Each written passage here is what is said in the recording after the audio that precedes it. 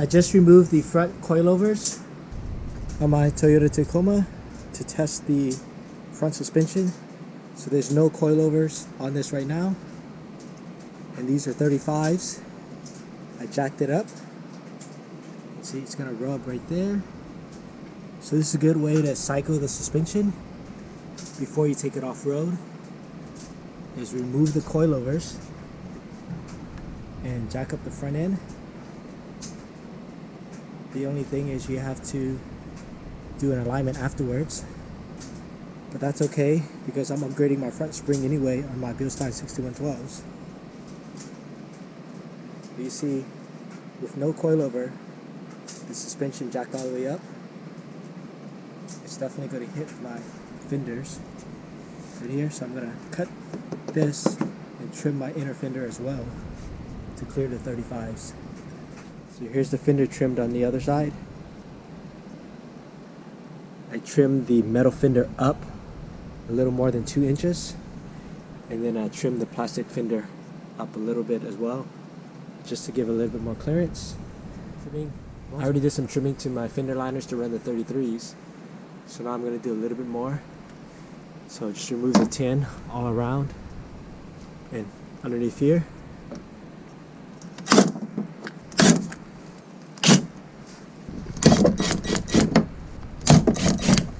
Then we're going to slowly peel off the fender trim.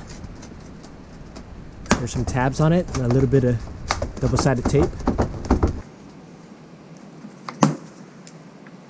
These tabs are going to break, but I'll put a link in the description for replacement tabs I picked up from Amazon.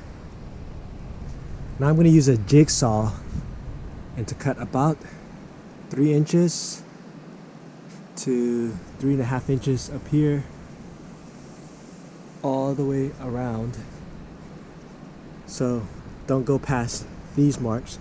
I marked it O for orange, blue clip, orange clip, blue, blue, blue, orange, blue.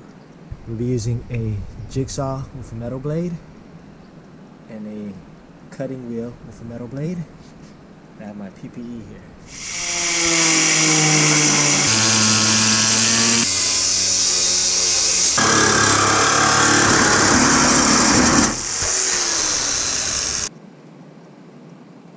Now I'm going to use a long razor blade and cut off this foam, and I'm going to use my cutting wheel to follow this line and cut a little bit more of the cap mount, just so this whole area is clear.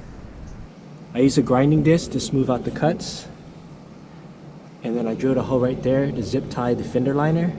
No one's going to see that hole.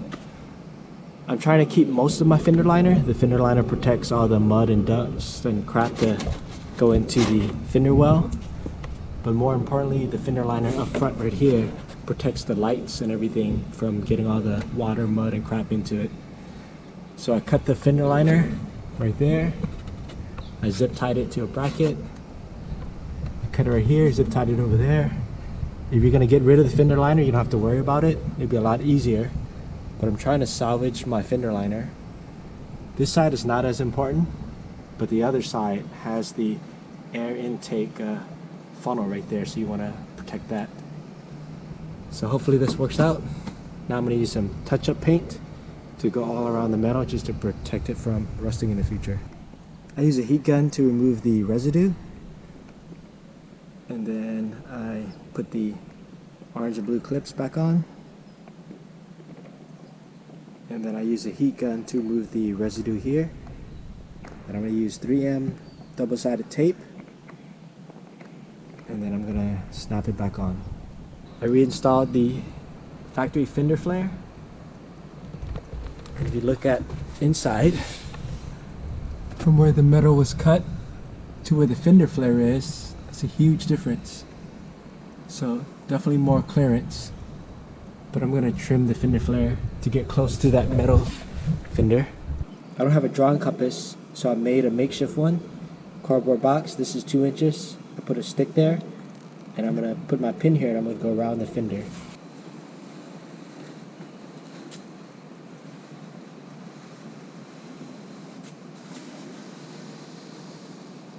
Line right there that I'm going to follow. So there's different ways to make your cut. Some people just put like a 1-inch tape around here to trace it, but I'm trying to follow the line of the fender flare because right here is actually thinner than right here.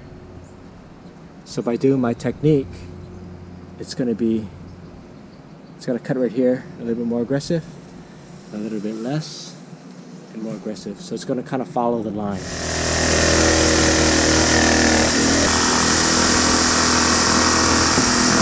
Now I'm going to clean it up with my grinding wheel.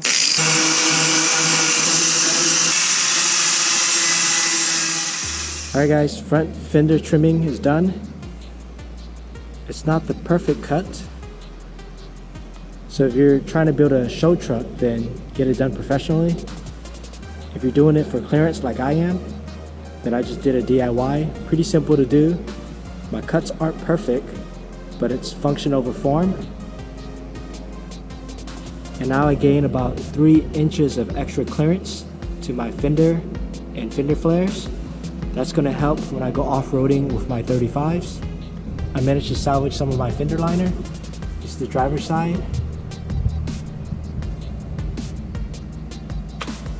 For this section right here, I put a bolt right through to the bracket, so that way it holds the bumper. On this bottom side, I put a self-tapping screw right on the bottom, just to hold this from flapping. To clean it up aesthetically, you can put a door edge guard trim all around. I kind of like it like this for now. Here's the passenger side.